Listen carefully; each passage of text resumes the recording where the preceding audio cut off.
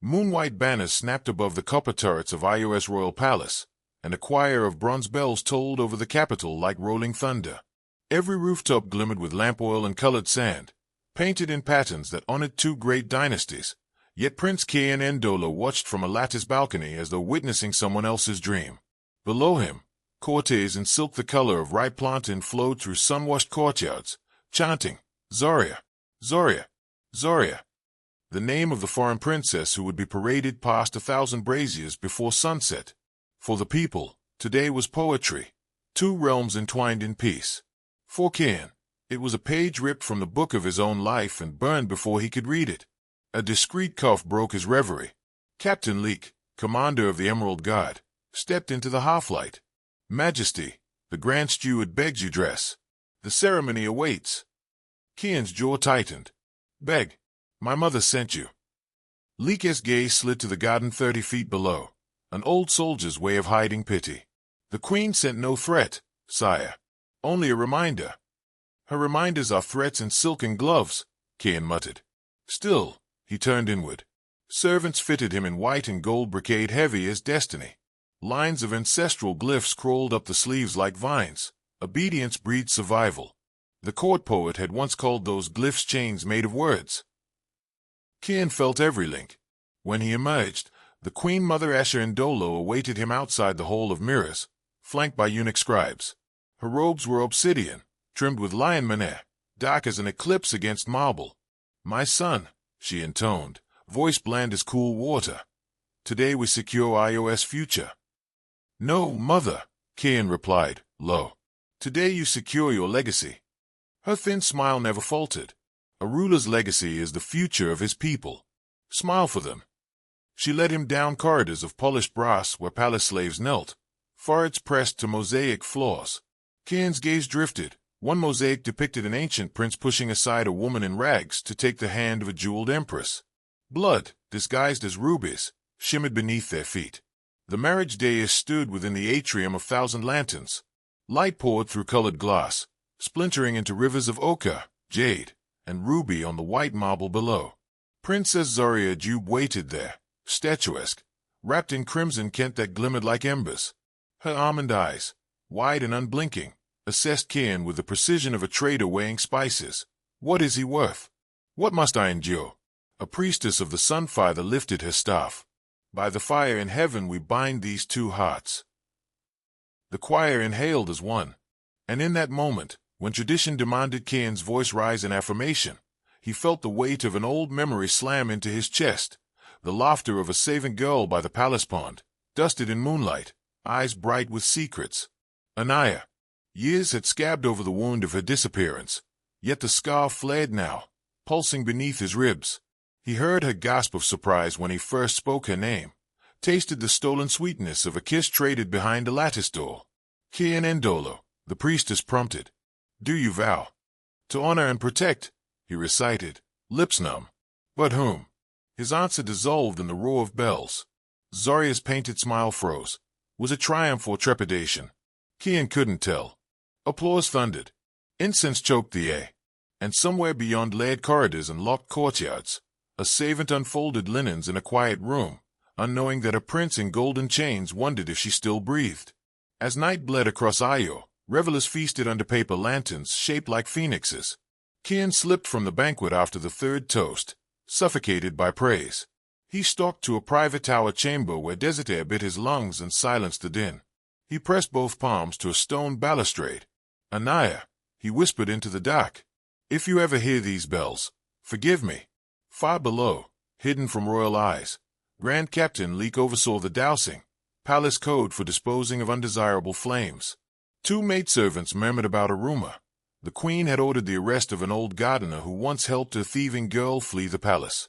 The gardener was said to carry a scrap of silk the girl left behind, silk the shade of dawn. Loose tongues, Leek scolded, though a flicker of doubt crossed his scarred face.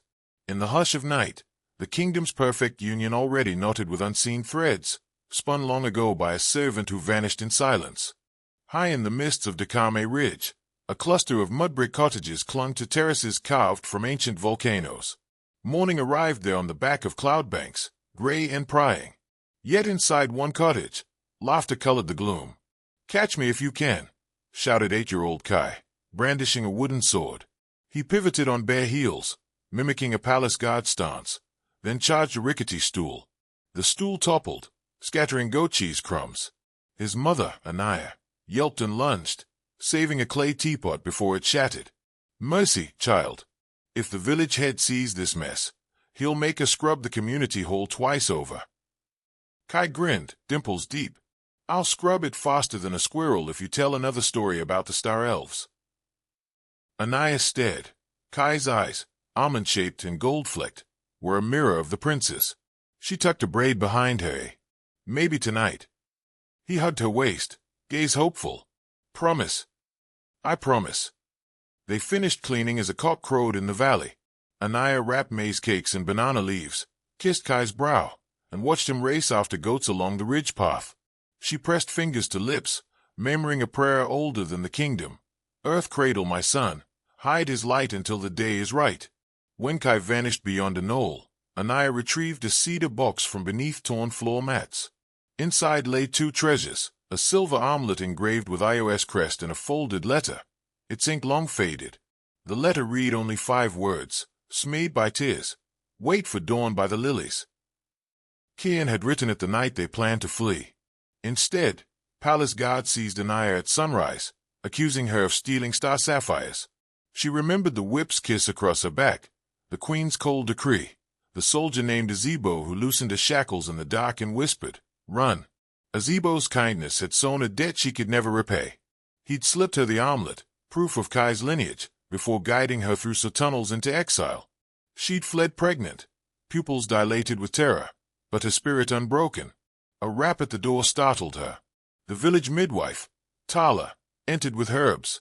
"Storm clouds blow from the lowlands. My bones ache with omen." She eyed the armlet. "Still you keep that curse." "It is my son's shield," Anaya answered. Tala scoffed. "If the prince knew, he would drag you in golden chains." "Or slay us both," Anaya whispered, though her heart rebelled at the thought. That afternoon, Kai returned dusty and triumphant.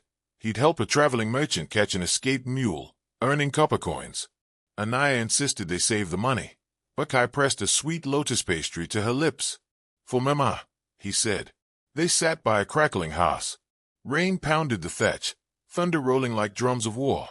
Kai curled against her, listening to stories of sun spirits forging constellations, of brave kings who chose love over conquest. He didn't know those tales hid fragments of his own bloodline.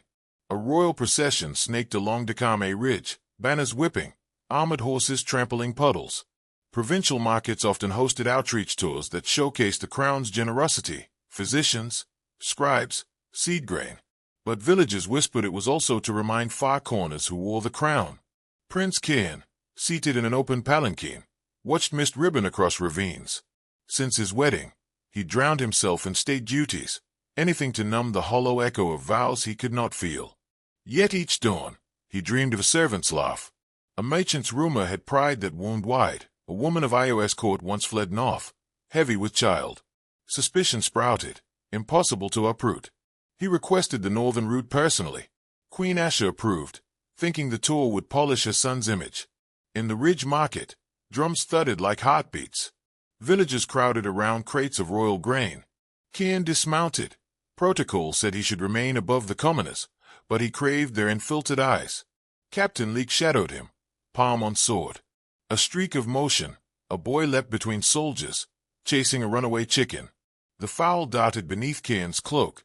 Kai crashed into the prince, tumbling. Gasps rippled. Kian knelt, steadying the child. Those eyes, amber-flecked with sun gold, unique to the Endolo line. Hey, on a mudslick street, the prince stared into a perfect reflection of his own. "What is your name, little warrior?" he asked, voice wavering. "Kaikai," the boy stammered, chicken clutched. "Mama says I'm." A woman's cry cut him off. "Kai, forgive him, my lord." Anaya pushed through guards, rainhood slipping to reveal twilight dark skin and braids threaded with simple copper beads. Time split open. Kian surged to his feet. "Anaya." Her face blanched the color of ash. For an instant he saw the girl he'd sneaked poems to, her cheeks flushed with first love. Then Captain Leek stepped forward, hand on hilt. Kian raised a fist, halting him. Shoppers stilled, sensing tension thicker than storm mist. Kai blinked between them. Mama. The prince's voice cracked. Why did you vanish? Anaya gripped Kai's shoulders. Your Highness, this is not the place. Kian finished, bitter. 10 years I thought you dead, or wise, that you betrayed me. Anaya's breath shuddered. I protected what mattered. Nearby merchants murmured, guards bristled, and Leek's eyes darted for assassins in the crowd. Kian wrestled down anguish. If you trust me even a sliver, meet me at sunset by the old cedar mill beyond the ridge. Bring the child. Anaya's fists clenched. Finally, a curt nod. As Kian mounted his horse, rain swept sideways, dousing banners. Captain Leek urged caution. She could be a trap. She is truth, Kian answered, thunder rumbling overhead. Swallows wheeled through broken rafters. The mill smelled of wet timber and ghosts of sawdust. Kian waited, cloak soaked, heart pounding harder than the water wheel that once turned hay. Anaya stepped inside, Kai's hand in hers. She looked smaller than memory, yet carried a queen's composure. Kai eyed the prince with curiosity. Not Faye. Kian's first words were confession masked as a question. Is he? Anaya stroked Kai's curls. Yes, and more than you know. He is kind. He listens to wind in the trees. He sees people, not rank. Kian knelt before Kai. 'Tis hot. I am your father, he whispered. May I hold you? Kai glanced at his mother. At her nod, he stepped forward. Kian's arms encircled him, and something in the prince's chest broke open, pouring light. When they parted, Anaya spoke, her voice a blade wrapped in silk.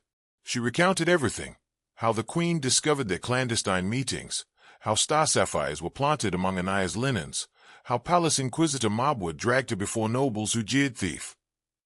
She told of the whipping post, the shattered ribs, Azebo's mercy, the perilous escape north. Kian's fists trembled. My mother did this. She feared a servant's womb would dilute royal blood, Anaya said. But look at your son, does he not shine? Kian gazed at Kai. He is the sun itself. A long silence, broken only by drip-drip of rain through cracked roof tiles. Kai explored gears of the mill, humming. Finally Kian spoke softly. Come home. Anaya's eyes widened. The queen would sooner drown me. Let her try, Kian hissed. I will walk into that throne room with truth on my right and our son on my left. Let the court choke on it. Anaya studied him.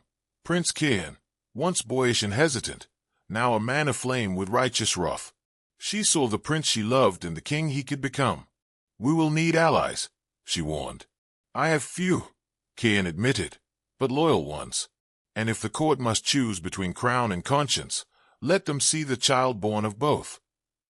Anaya placed the silver armlet in his hand, proof of lineage. Kian clasped it, pulse racing. Tomorrow we ride. Kai looked up, eyes shining.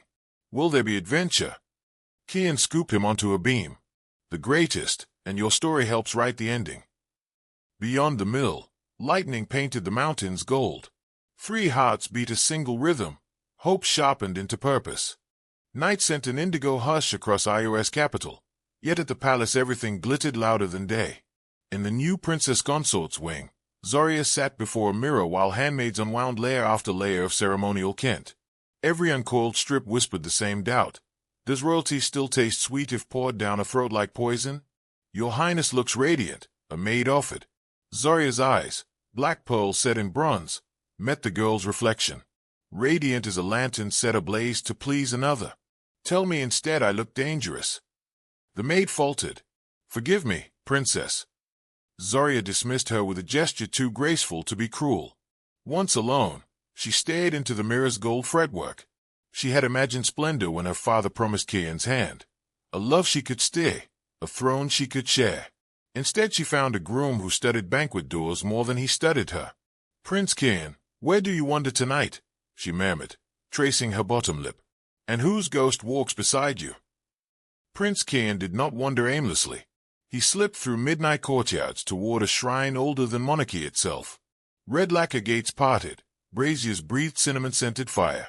Waiting inside sat Inquisitor Mabwa, robed in charcoal, eyes like damp obsidian. Queen Asha had used Mabwa for 1,000 small cruelties, yet tonight the Inquisitor kneeled in voluntary atonement. "You summoned me, Highness," Mabwa rasped. Kian faced him between pillars carved with war gods.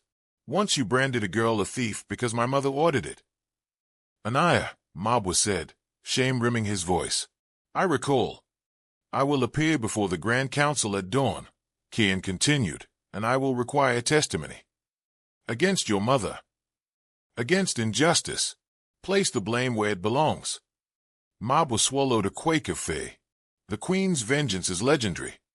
Kian's fingers tightened on the hilt of a dagger he wore only for ceremony, and my resolve must become more legendary still. Mabwa lowered his forehead to the marble. "At dawn, my prince, I will speak." While Io prepared for awakening storms, Anaya finished packing what little they owned. Her neighbor, the midwife Tala, caught her at the threshold. "Where you go, you may find no mercy," Tala warned. "I go where truth lives, whether or not mercy follows," Anaya replied, slinging a satchel over her shoulder. Kai bounced with the quicksilver glee of morning. "Are we traveling by horse, Mama?" "By courage first," she said, kissing his cheek. "Then horse." Minutes later, an escort of Emerald Guards, handpicked by Captain Leek, arrived with 3 sturdy mares. Tala crossed her arms as Anaya mounted. "Return alive," she barked, pretending not to wipe away tears. "Return when the sky is new," Anaya promised. The small caravan serpentined down misty switchbacks. At a bend overlooking endless cloud-choked valleys, Kai pointed. "Mama, the world is bigger than all my stories." Anaya hugged him close in the saddle. "Then we must be brave enough to fill it." Sunrise draped liquid copper through lattice screens when Queen Asha awoke to uneasy tidings. The prince had returned early from the provinces and demanded a full court audience. Worse, rumor placed him in the company of a servant and a child. Her vizier, General Nuru, relayed the whispers. Some claimed the boy bears resemblance to. "Silence," Asha snapped. "Resemblance is not inheritance." She rose, donning a robe the color of black-winged kites. "Fetch Princess Zoria." "Why involve your son's bride?" Nuru asked. Asha's thin smile reemerged. "Because war is waged on alliances. If Kian seeks to shame his blood, he must see how many daggers he stands to lose." The hall's domed ceiling shimmered with mosaic suns. Beneath it sat Io's highest nobles and crescent tiers. Chamberlains announced, "Prince Kian Ndolo, crown heir of Io, requests extraordinary audience." Kian entered in forest green court armor, a subtle defiance of wedding white. Beside him strode Anaya, plain cotton dress spotless yet unbowed. Kai, in a little tunic of sunset red, clutched Kian's gloved hand. Gasps rustled like dry leaves. Queen Asha, perched upon a gilt throne, lowered her scepter until its sapphire tip kissed marble. "Explain this charade, my son." "No charade," Kian replied, voice resonant. "I present Lady Anaya of House Takame and her son, Prince Kai of Io." He drew the silver armlet high. Light caught the royal crest, undeniable authentication. Murmurs erupted. Princess Zoria, seated near the queen, stiffened. General Nuru's hand hovered at his sword. Kian continued, "Let none forget the law of first blood. If the crown heir sires issue before formal coronation, that issue is legitimate, provided proof stands." He turned to Inquisitor Mabwa, who stepped from the shadowed arch, spine straightened, hearts thudded. Mabwa bowed deeply. "I testify Queen Asha ordered evidence planted, a public whipping, and exile for Lady Anaya, though she was innocent of theft." Asha's scepter hit the floor with a crack. "Lies," she thundered. Mabwa trembled but pressed on. "The queen told me. One servant's screams are fair trade for undiluted lineage." I obeyed, and I have lived haunted. The council chamber split into hissing factions. Some nobles recoiled in moral horror, others in political panic. Kian clasped Anaya's hand. "Kai will no longer hide in mountains. He will learn under my tutors, train with my guards, and be acknowledged as rightful heir after me." Silence hung. Then Zoria rose, every jewel trembling. "And what becomes of the alliance your kingdom forged with mine?" Her voice rang like cracked crystal. Kian met her gaze, soft, apologetic, immovable. Ayo will honor every treaty, but I will not barter bloodline for diplomacy. Zoria's dignity fractured only at the edges. She bowed stiffly and Saturday. But twin embers lit in her eyes. First hurt, then frost-cold ambition. Queen Asha, sensing an ally in pain, laid a consoling hand on Zoria's arm. Asha spoke, voice regaining its velvet menace. Even were your claims true, dear son, the Grand Council must verify them. That will take time. Kian straightened. I expected nothing less. Tonight a banquet will honor the council's deliberations. Lady Anaya and Prince Kai shall dine at my right. Asha inclined her head, mouth thin as a blade. So be it. As the assembly fractured into knots of argument, Captain Lee quietly surrounded Anaya and Kai with loyal guards. From a balcony high above, a shadow watched Princess Zoria's attendant Kella, who slipped away to relay secrets Noe was meant to hold. Anaya stood between stone columns overlooking lotus ponds, the city's rooftops glowing amber. She breathed incense tinged with date palm smoke, awestruck and uneasy. Kian approached, shoulders sagging with exhaustion yet eyes bright. I feared this place would consume you, he said softly. The palace, she asked. My world. Anaya turned to face him, fingers brushing his cheek. I broke once in its dungeons. I will not break again. He smiled, then sobered. There's danger. There was always danger. Her hand slipped into his. But now we stand together, and your mother's palace of mirrors just caught its own reflection. Far below, Kai giggled with Captain Lika's youngest squire, chasing marble doves along the cloister path. Kian watched him, hope swelling. He laughs like sunlight after rain. Anaya leaned against him, head to his shoulder, eyes shining bright as new-forged coin. Let him keep laughing, Kian, for as long as we breathe. Lightning flickered far out to sea, heralding a storm yet to be named. The Grand Council's banquet spilled across the whole of 1,000 lanterns, each lantern painted with legends of warriors who sacrificed pride for truth. Irony hung heavier than incense. Tables curved like crescent moons around a dais where Kian, Anaya, and Kai sat flanked by Captain Leek and the prince's few steadfast allies, namely Lady Kaidara, Chancellor of the Treasury, and High Archivist Funmi. Nobles floated between courses of spiced lamb and mango sorbet, weighing political winds. Musicians plucked chorus, but beneath the melody a tense undertow dragged every conversation. Queen Asha occupied a throne-like chair opposite the dais, her gaze cool and unblinking. Princess Zoria glimmered at her side, gown the shade of smoldering coals, smile sculpted to hide blade-sharp thoughts. Beside Zoria stood her maid Kella, eyes lowered, palms clammy.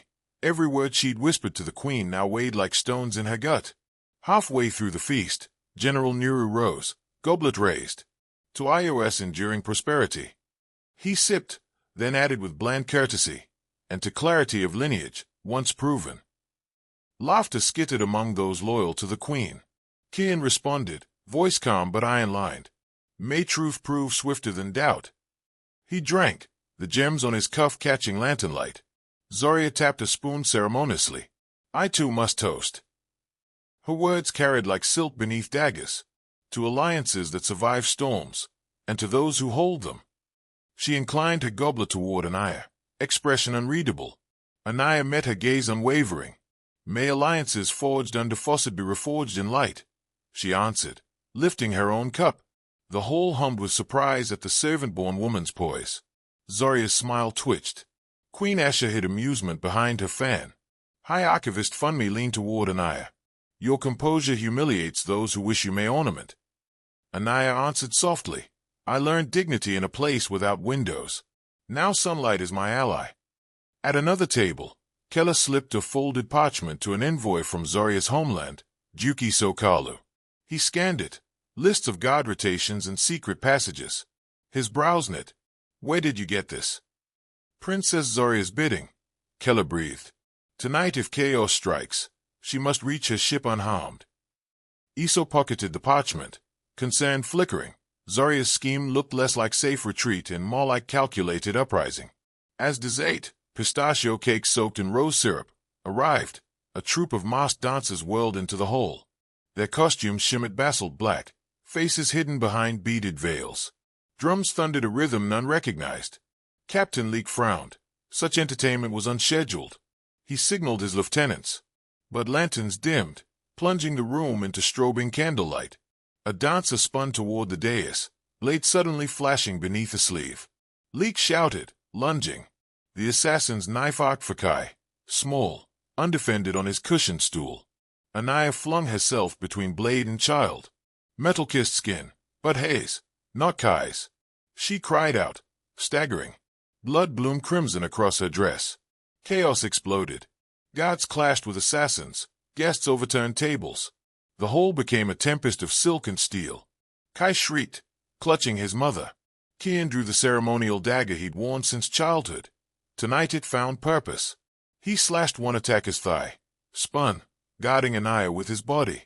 Queen Asha retreated behind a phalanx of royal guards, fury and fear warring on her face. Princess Zarya stood motionless, gaze fixed on the carnage as though confirming a prophecy. Captain Leek's sword rang against curved daggers.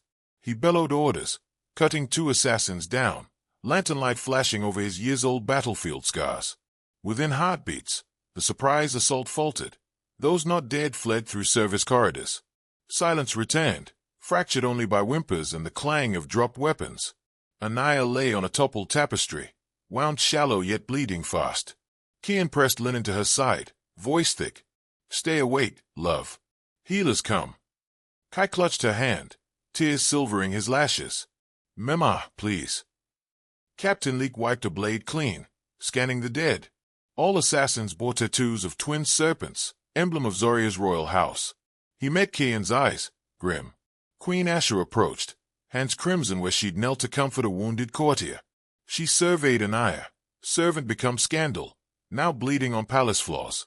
Asher's expression flickered, something like regret buried beneath granite. She turned to Zarya. "Explain." Zarya's reply was soft enough for only Asher to hear. When fledglings forget the nest, the hawk must remind them of heights. Asher's nostrils flared. "We needed leverage, not slaughter." "Leverage is only leverage if displayed," Zarya whispered. Physicians stitched Anaya's wound in the prince's private apartments. Kai slept curled at her uninjured side. Kian paced like a caged lion until Captain Leek returned.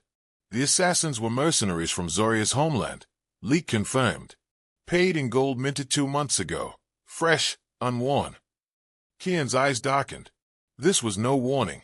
They aimed for a child. His jaw tightened. "Tomorrow at dawn, Princess Zarya will answer." Leek hesitated. "And the queen? My mother will see how far justice can reach, even backward through her own sins." But dawn never found Princess Zarya in her chambers. By first light the palace search revealed she'd slipped away with loyal handmaid Keller, Duke Eso, and a cadre of guards, sailing Dan River toward the coast. Left behind on silk sheets lay a single white lotus, symbol of rebirth in her culture, and a note etched in saffron ink. "Kingdoms, like hearts, fracture when forced to hold what they cannot contain. I choose to build my own empire beyond your borders. Z." Queen Asher read the letter, fingers trembling. "Fool girl has doomed us to war." General Nuru disagreed. "She has given us a weapon. Her house will demand restitution. Your son's scandal provides motive. We can brand him traitor." Asher's gaze drifted to the sunrise bleeding over rooftops. "Oh, we can end this cycle before more blood answers blood." Nuru stared, uncertain. Yet elsewhere, in clandestine corridors, he sharpened alternatives. Power seldom bowed to conscience without collateral. By midday, Anaya walked the balcony of Kian's apartments, bandaged but upright. Below, acolytes lit incense for those injured. Kai leaned against the parapet, watching doves swirl. Kian joined them, carrying 3 strips of silk, white, crimson, midnight blue. "In our law," he said, "knots of these colors bind a family's fates." He knotted white to Anaya's wrist, peace regained. Crimson to Kai's, life defended. Midnight blue to his own, duty embraced. Then he looped the ends together and tightened a braid in his fist. Anaya's voice broke.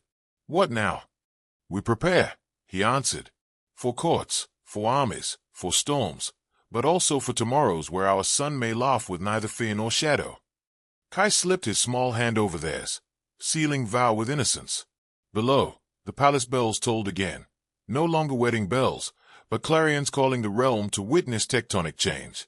And somewhere on the horizon, sails billowed black and red, carrying a princess who refused to be a pawn and a queen's secrets toward uncertain seas. The ancient hall of censure had not seen a full tribunal in 2 generations. Its teak benches were carved with falcons devouring snakes, a reminder that truth must prey on deceit. At dawn, torches gutted in sconces, leaking resin and shadows as the chamber filled with witnesses. Prince Kian, clad in travel-stained green and bronze armor, stood at the center with Anaya and 8-year-old Kai beside him. Captain Leek formed a living wall of emerald guards behind them, while nobles, priests, and foreign envoys clustered like wary cranes on tiered seats. At the far end, Queen Asha occupied a high ebony chair. Golden braids were woven tight against a skull, a single white streak, earned during a fever 40 years ago, cut through the dark like winter lightning. On her right, General Nuru kept watch, jaw locked, eyes calculating escape routes. Inquisitor Marble began the reckoning. His voice, once smooth as oiled iron, now trembled. By order of His Highness Prince Kian, we gather to exhume a decade of buried sin. He recounted the night Anaya was framed, the sapphire theft, the public whipping, the hush coins, the secret tunnels where old Captain Azebo risked everything to spirit her away. Every detail landed like a nail driven into the hole's wooden ribs. Ash's face remained a study in marble, but one thumb tapped the arm of his seat, an old habit when cornered. When Marble finished, Kian stepped forward, drew a breath that tasted of pitch and smoke. Mother, for years I honored the silence you demanded, but silence is a seed that grows thorns. Speak your share of the story. A hush silenced even the torches, their flames leaned inward, as though eavesdropping. Asha rose slowly.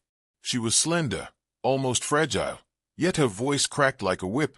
I did what queens must, defend the crown's marrow. A servant's child would have split IRS future like rottenwood. Politics is not painted with kindness. Kian's eyes shone, half fury, half heartbreak. Politics is no excuse for cruelty. Ash's laugh was a soft, pained thing. Cruelty. You never watched famine creep across a province because 2 kings quarreled over legitimacy. I ensured your succession was uncontested. Anaya bowed her head, fingertips grazing the thin scar on her ribs, and condemned another succession, Kai's, to silence. At the boy's name, a ripple traveled through assembled nobles. Kai himself stared at his grandmother with wide amber eyes. Grandmama, he said, voice high but clear. Mima says truth is sweeter than honey when you swallow it whole. Gasps, a few chuckles. The boy's innocence pierced armor none of Kian's speeches could dent. Asha's shoulders slackened. For the first time in her iron reign, she looked genuinely aged. You are bold, child, she whispered. And I have grown weary. She turned to the tribunal. I accept full culpability. I resign regency. Let the council seal it with law. General Nuru's mouth dropped open. This was not the plan. But Kian, eyes glistening, knelt and took Ash's hand. Stand, mother. My crown is stronger if it remembers the roots that fed it, even the bitter roots. Asha searched her son's face for mockery and found none. Tears, rare as comets, pricked her lids. Then let the realm bear witness. iOS Prince has surpassed the Queen. Applause burst, startling in volume, but Kian raised a palm for quiet. One dead remains. At his signal, 2 guards escorted a stooped, silver-bearded man forward, Captain Azebo, released from exile in secret hours earlier. The hall erupted in murmurs. Azebo approached Anaya, tears sliding into his beard as she grasped his calloused hands. Kian addressed the crowd. This man chose mercy over orders. He saved the mother of Maya. For that, he lost his command and his life's honor. I hereby restore both. Azebo is Grand Marshal of Kai's Royal Guard. The roar of approval shook dust from rafters. Azebo tried to kneel. Kian stopped him. Stand, Marshal. My son's shield needs no bent spine. Queen Asha watched, the grandson she tried to erase now protected by the man she cast aside. The image burned, yet also cooled something in her chest. Perhaps relinquishing control was not defeat but long-delayed relief. That night, torches outside the hall of censure were doused one by one. The last ember smoldered a single word into everyone's mind: change. With the Queen's regency dissolved and the tribunal's verdict posted on every city gate, Ayo woke to a dawn scented with rain and restless possibility. But the palace could not turn celebration into complacency. Prince Kian ordered a fortnight of open courts so commoners might speak grievances, and so Kai could witness rulership forged in accountability. The grand arcade buzzed with tailors, farmers, sailors, spice merchants. Kai sat on a stool beside Captain Azebo, legs swinging, quill and parchment in hand, his idea. "So I can keep record too," he'd said. A bent woman named Ireti approached first. "Floods destroyed our lowland rice. We need seed stock and canal repair." Kian listened, but before he answered, Kai leaned over Azebo's shoulder. "If we move extra palace masons to build stone levees, the village won't flood next year, right?" Azebo blinked. "That is wise, young prince." Kian overheard. Smiling, he decreed labor grants and seed, but also a levy initiative, crediting his son's suggestion. Ireti left in tears of gratitude. By midday, word spread like wildfire. "The little prince cared to hear you." Lines doubled, then tripled. Kai wrote until ink stained his knuckles, reveling in the choreography of governance. That evening, Anaya, bandage removed, wound knitting, took Kai through Riverstone District, where she had once scrubbed linens in a laundry run by monks. Residents recognized her and knelt. She bid them rise. "Power sits awkwardly on bent backs," she told Kai. They reached a courtyard filled with orphan children sword-fighting with sticks. Kai's eyes shone. He joined, laughter pealing under gas lamps. A lanky girl named Seiso nearly disarmed him. Kai conceded defeat with a bow. The orphans cheered. The palace air had lost with grace. Anaya beckoned Brother Damo, head monk. He explained their rations were stretched thin since the war in eastern valleys. That night, Kai scribbled a plan. The palace kitchens would send surplus bread daily, and orphans old enough for apprenticeships would train with royal craftsmen. Kian signed the order at dawn, impressed. "You wield compassion like a smith's hammer," he told his son. Kai shrugged. "Mama says leadership is remembering how hunger feels, even when you're full." 3 days later, a messenger arrived, robes torn by desert winds. Princess Zarya had allied with regional warlords along the coast, promising them trade monopolies if they helped to seize iOS ports. Skirmishes already flared at Cape Koru. In the war room, Kian gathered Captain Leek, Grand Marshal Azebo, Chancellor Kaidara, and High Archivist Funmi. Queen Asha entered, unbidden but not unwelcome. General Nuru, however, was absent, rumored to have slipped away with loyal troops the night after Asha's abdication. His allegiance to Zarya seemed likely. Kian outlined strategy: blockade the Cape with fast river triremes, secure inland caravans, and, most daring, personally negotiate with the coastal guilds to fracture Zarya's alliance before full war ignited. Anaya listened, brow furrowed. "You leave the capital vulnerable if you go." Asha surprised everyone. "Then Lady Anaya and I will remain as twin regents." This palace once feared her, but the people now call her Queen of the Resilient. Let them see us guard the throne together. Kian studied his mother. Humility looked strange yet truthful on her. He nodded. Azebo cleared his throat.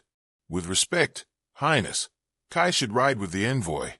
The guild chiefs respect lineage and bravery. A child facing their council without fear could tip hearts." Anaya stiffened. "He is 8. Kian laid a hand over hers. "Io forged me in marble corridors. Perhaps Kai must be tempered by open road, but never without protection." He glanced at Leek, Azebo, and half a dozen handpicked shield maidens. Kai, listening through the doorway, stepped in. "Papa, Mima, I want to help. If people see me, maybe they'll believe peace is worth keeping." Anaya knelt, cupping his face. "Courage is not the absence of fear." Kai grinned. "Good, because I'm terrified." She laughed, hugging him tight. "Return to me, and I'll teach you how to make pepperberry cocoa without burning the pot." Kai gasped. He tried and failed thrice. Deal. At sunrise, the Golden Envoy, so named for banners sewn with a rising phoenix, rolled out of iOS main gate, Kian on a white charger, Kai riding a smaller chestnut pony, Captain Leek leading 50 Emerald Guards, Marshal Azebo commanding a rear phalanx, Lady Kaidara with treasurers to negotiate tariffs, Archivist Funmi bearing treaties and historical seals. Crowds lined the avenue of drums, tossing marigold petals. Anaya and Queen Asha watched from the sun balcony. Asha whispered, Your boy carries hope like some carry swords. Anaya's eyes glistened. Hope cuts deeper. When the last hoofbeats faded, Asher turned to Anaya.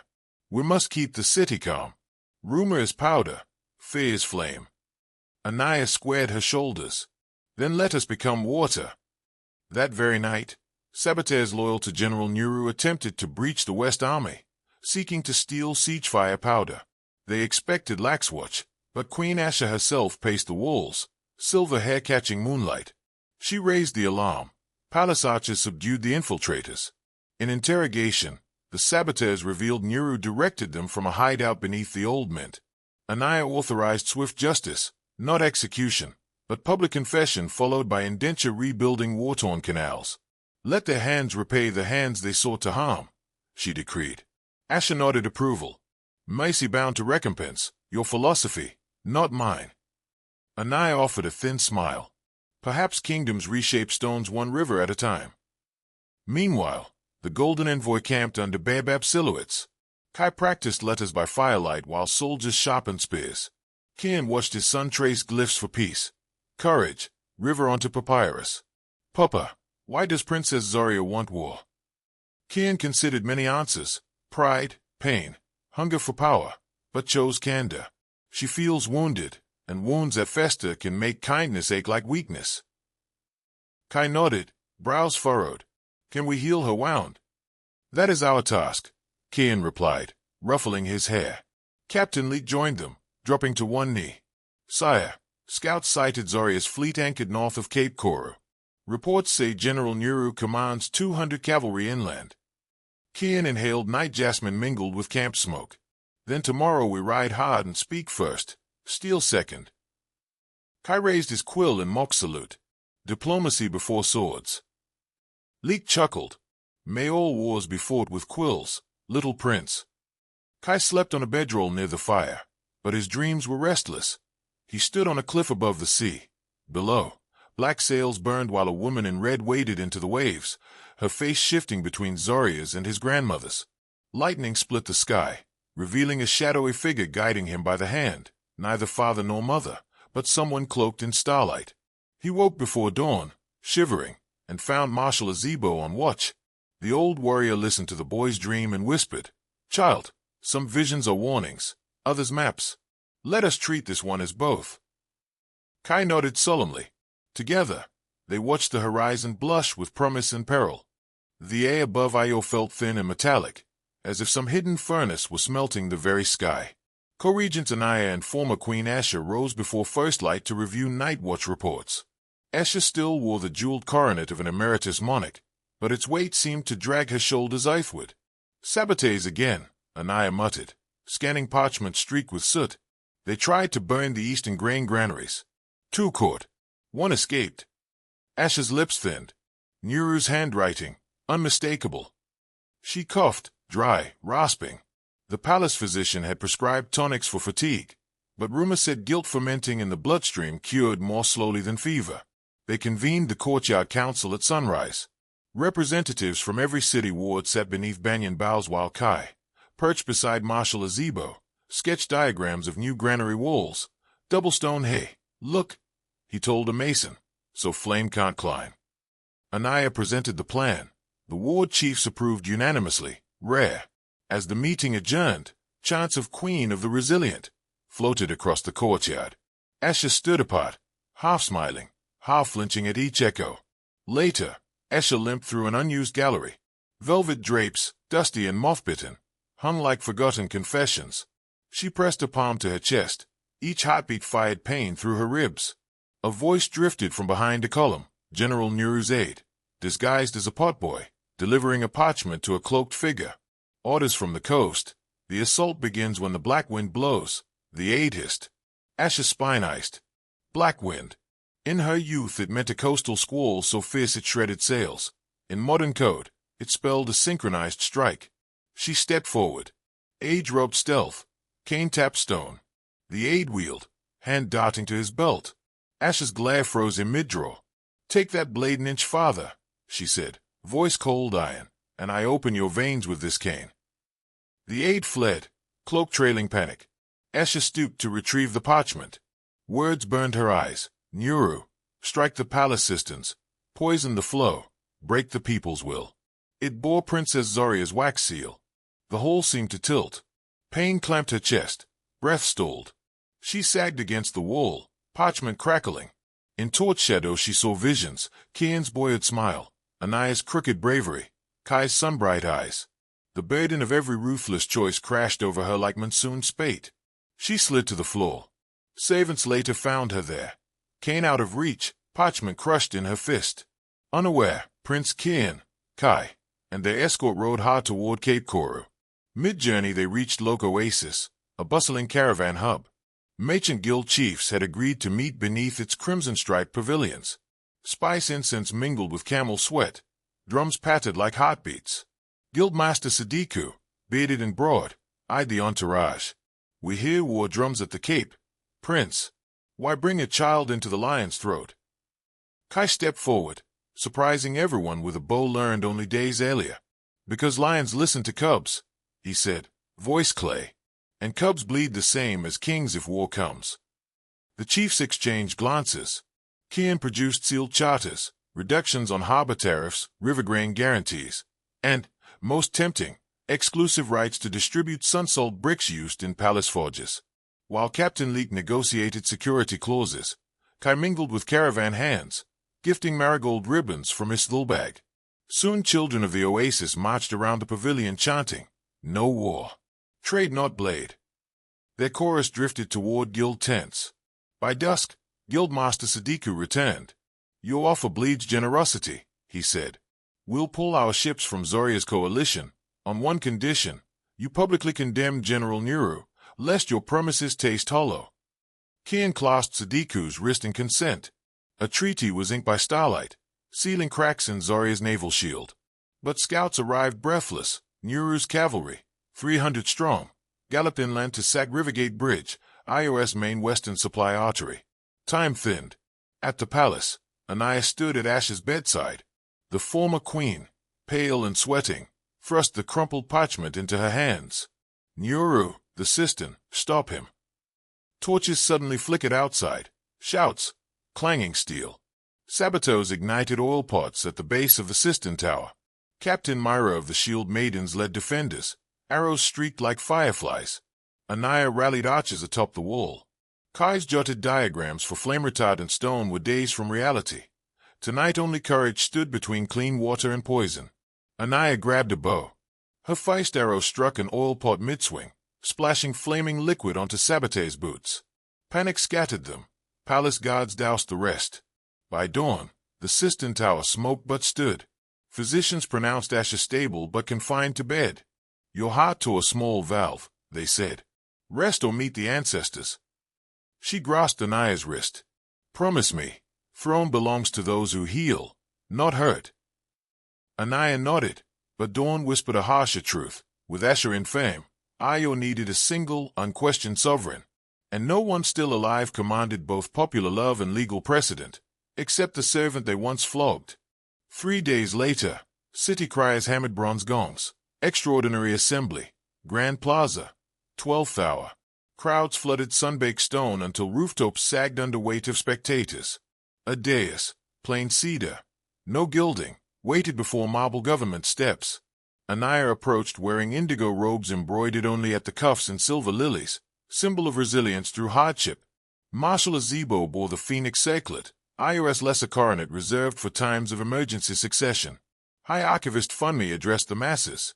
By unanimous council decree, witnessed by hereditary scribes, blessed by our convalescing Queen Mother Asha, we present Lady Anaya Dekame, protector of the air, defender of the cisterns, as co-sovereign and regent until Prince Kian's return.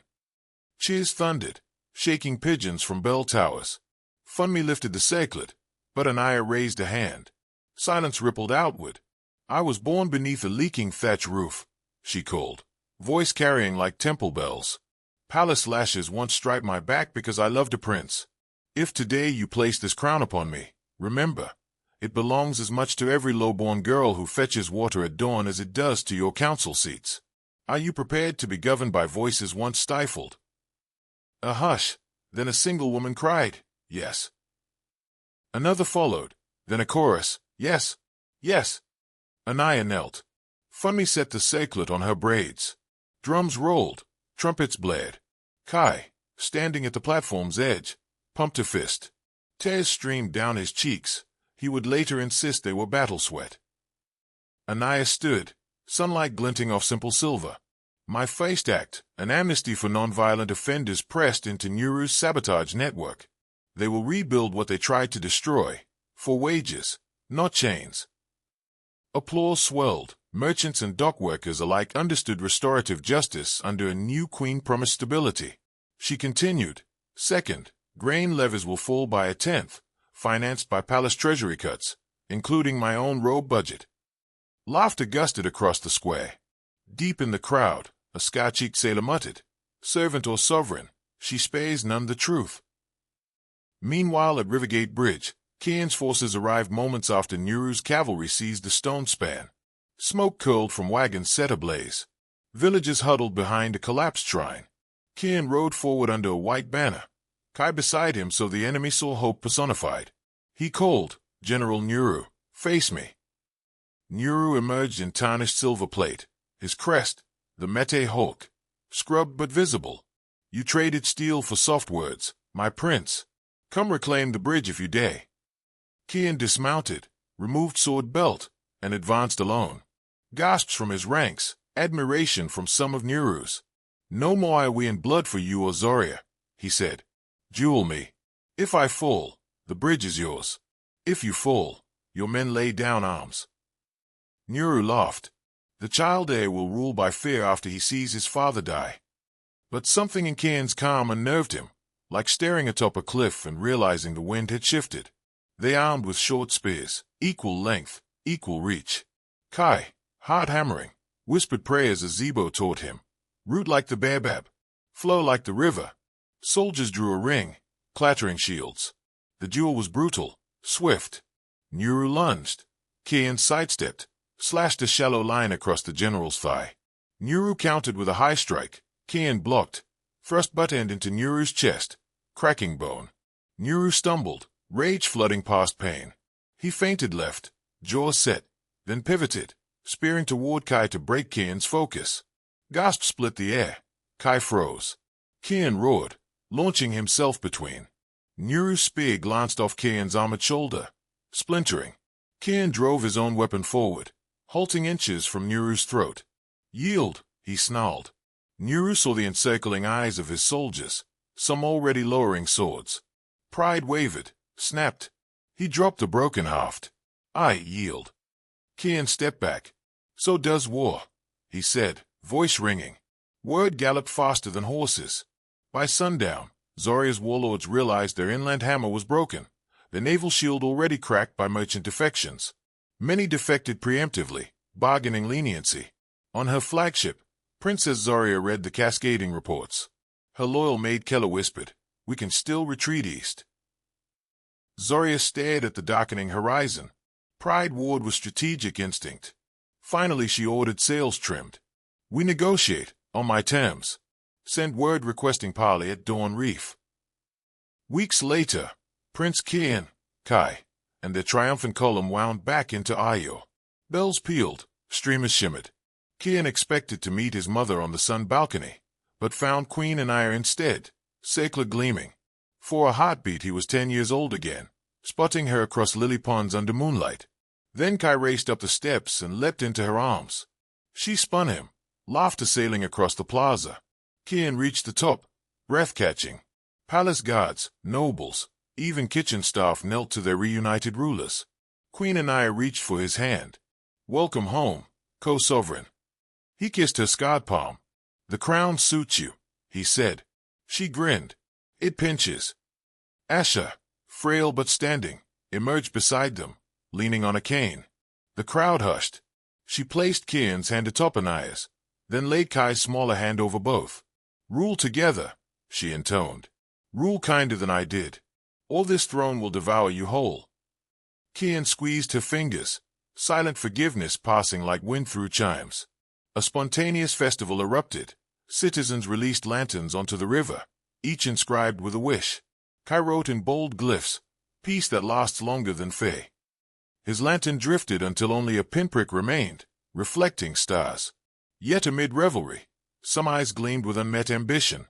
General Nuru languished in a cell deep below the palace, awaiting a trial that could unearth secrets powerful people preferred buried. And on the eastern horizon, black and red sails still prowled, flying Zoria's crest. Her letter to Kian arrived by midnight hawk.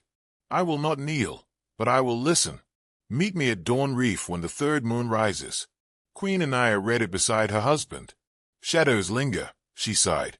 Kian kissed her temple. Then we light bigger fires. Outside, drums rumbled like distant thunder, echo of storms yet to break.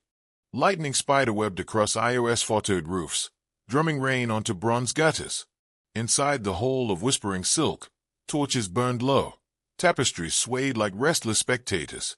Queen Anaya paced before the map table where colored stones marked armies, trade routes, and, newest, Dawn Reef, a lonely crescent of rock 2-day sail southeast. That was where Princess Zoria proposed parley.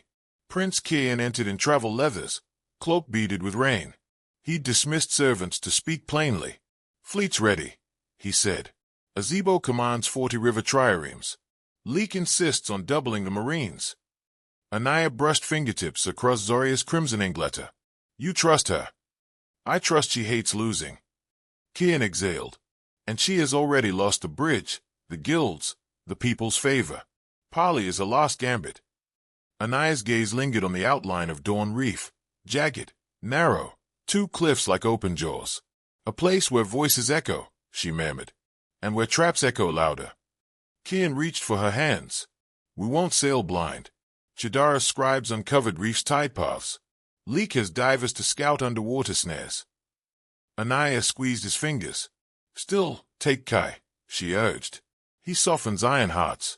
If war erupts, his presence reminds every blade there's more to lose than pride. Bringing our A into a lion's den.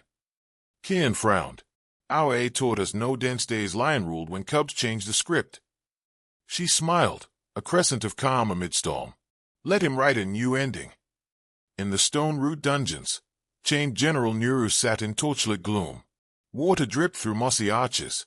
He counted drops, 1, 200, until footsteps sloshed. Former Queen Asha appeared, cane striking wet stone. 2 guards stayed at the stay. She carried a satchel of papers. Nuru chuckled. Come to gloat, my queen.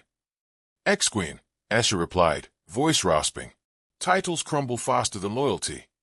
She produced Zoria's parchment ordering the Sistan sabotage. Nuru glowered. Surrender me, but the princess will torch your coast within a month. Asha shook her head. Zoria cannot win. She trades in fear, and fear is bankrupt in Io. She stepped closer. I'm here for confession. Nuru blinked. I forged you into a weapon, Asha said. Tempered you with flattery and threats. When I broke, you followed the splinters. I will testify to my part in your fall, if you stand at the parley and confess yours. Nuru scoffed. Walk as prisoner onto a reef packed with her archers. Madness. Walk as penitent, she corrected, or rot until memory forgets your name. She slid a parchment through the bars, Anaya's decree of restorative justice. Nuru's eyes flicked to the dripping ceiling, the rusted rings in the wall, then back to Esha's steady gaze. In his war-scarred chest something cracked. Not fear, but weariness. When do we sail? He muttered. Fog hugged the river as the Phoenix fleet slipped from IOS harbor. 40 jade-hulled triremes flanked the royal flagship sty of Kai. The boy himself stood at the bow in a cobalt cloak, eyes wide, braid snapping in salt wind. Captain Leek taught him to read current lines. Marshal Azebo rehearsed emergency signals with colored lanterns. Kian addressed the crew. We carry parley banners, but keep arrows strung. Trust the tide. Question the currents. Kai whispered to Azebo. Does the sea keep secrets? Azebo smiled. It keeps all secrets until storms confess them. At midday, a courier galley intercepted the fleet, envoys from coastal warlords who remained neutral. They warned of rumors. Zoria had mined the channel with coral javelins, spines of volcanic glass tethered to seabed stones. One false tack could rip a hull open. Lika's jaw knotted. She invites parley but sets fangs in the water. Kian squinted toward horizon, memory ticking. childhood tales of Dawn Reef's labyrinthine shallows. He ordered the fleet split, half to circle wide, charting safe lane, half to anchor offshore as deterrent. The flagship would row a path mapped by guild tidemasters, narrow but navigable. At sunset, black and red sails appeared, Zoria's armada, wedged within Reef's curved maw. A towering thrice-masted vessel, Empress of Embers, flew her personal sigil, twin serpents devouring the sun. Into a natural arena of crimson sky and churning turquoise, 2 longboats rowed to the Reef's flat tongue. Zoria disembarked in obsidian armor traced with gold, Keller at her shoulder. A white banner fluttered, parley. Kian arrived moments later, Kai and a Zebo behind. He wore no armor but a simple linen tunic, trusting Zoria to honor custom. Nuru, wrists unshackled yet flanked by guards, walked beside them, symbol of truth naked before witness. Wind howled through stone arches, carrying salt spray. "Welcome, Prince," Zoria called, tone equal parts regal and razor. "I see you bring child and traitor." A bold tableau. "And I see you bring an armada into sacred Pali waters," Kian answered, nodding toward her warships. Zoria's smile flashed. "Insurance against lies." Kai stepped forward, voice steady despite thunder overhead. "Then let truth bankrupt all insurance." He unfurled a parchment, the Merchant Guild treaty severing her trade lifeline. "Your warlords now weigh famine against pride." Zoria's nostrils flared. She turned to Nuru. "And you, hawk of the Mete, come to peck at my bones." Nuru faced her, spine straight but eyes haunted. "I come to surrender the talons you forged." He knelt, placing his officer's ring on basalt. "I followed Faye. The boy follows hope. I choose his side." Keller gasped. Some of Zoria's captains shifted uneasily. Zoria's mask cracked, a sliver of hurt deep as tectonic fault. "You all defy me because I am woman or because I am will?" "Because your will refuses course correction," an unexpected voice echoed off stone. Queen Anaya emerged from a third longboat, blue cloak whipping. She had sailed covertly with a skeleton crew, trusting the currents known only to riverfolk. Asha, pale but resolute, stepped after her, supported by Kane. Zoria's eyes widened. The servant queen and her ghost. She laughed, brittle, almost childlike. "Does Io send every fable to unmake me?" Anaya spoke, each syllable a stone in the surf. "We send mirrors. Look, see the loneliness behind conquest. I stood there once, bleeding in chains. Release yours." Lightning forked, illuminating faces, Zoria's, painted fury. Kian's, quiet imploring. Kai's, shining empathy. Ashes, weathered penitence. Nuru's, broken contrition. For breaths the world held. Then thunder boomed and Zoria's shoulders sagged. "What do you offer?" she asked, voice small, "for a princess who can no longer return home unshamed?" Kian advanced within arm's length. "A maritime charter. Your fleet patrols pirate waters under Iowean commission. You gain tariff privileges and recognition as guardian of the southern shoals. No crown lost, just reproposed." Zoria eyed him, testing sincerity. Rain sheeted off armor, tears perhaps mingled. Finally she removed her snake brooch, let it slide into the tide pool. "Then let the serpents feed the sea." "I accept." Cheers rose from both fleets, echoing off cliffs like cannons of relief. Kian extended his arm. She clasped it forearm to forearm, warriors packed. Kai stepped between, tying a tricolored ribbon around their joined wrists. "Now we're tied siblings," he declared. Zoria laughed, a sound and sharpened at last. "Tied siblings, then." The storm crescendoed as parley ended. Coral javelins still menaced the channel. Zoria signaled divers to cut their anchors, clearing a lane. Ships maneuvered with lanterns swinging like fireflies. The sty of Kai led the procession, triremes pulling in synchronized thunder. On deck, Asha leaned over rail, wind-whipping silver hair. Anaya approached. "Not many queens unmake wars they began," she said. Asha's smile was tired but true. "Redemption is a sail, patchwork stitched from every ragged mistake." Thunder growled. A Zebo steered, leak-paced. Kai fell asleep against Kian's shoulder, lullabied by creaking timbers. Peace sailed with them, fragile but buoyant. Spring unfurled across Io, jacaranda canopies burst violet, rice terraces shimmered jade, and the river glinted like a sword laid flat. The capital thrummed with builders' hammers, granary walls double-stoned as Kai's diagrams decreed. In the circle garden, Queen Anaya sat beside Princess Admiral Zoria beneath hibiscus arches. They sipped iced rose ginger tea, watching cadets drill. Laughter bridged the bench between former rivals. My sailors complain palace kitchens oversalt everything, Zoria joked. Anaya grinned. They grew tongues too spoiled by CA. We'll season lighter. Across the lawn, Kian sparred with Marshal Azebo, wooden staves whirring.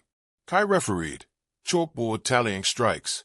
Villagers gathered at the fence, cheering each exchange. Sovereigns at play.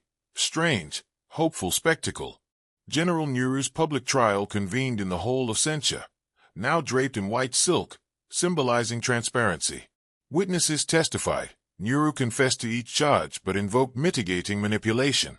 The tribunal sentenced him to 10 years reclamation labor, rebuilding flood levees in the lowlands he once neglected.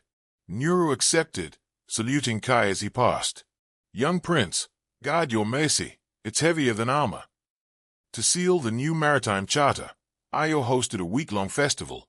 Lanterns shaped like phoenixes and serpents rose together over the river, symbols once opposed, now entwined.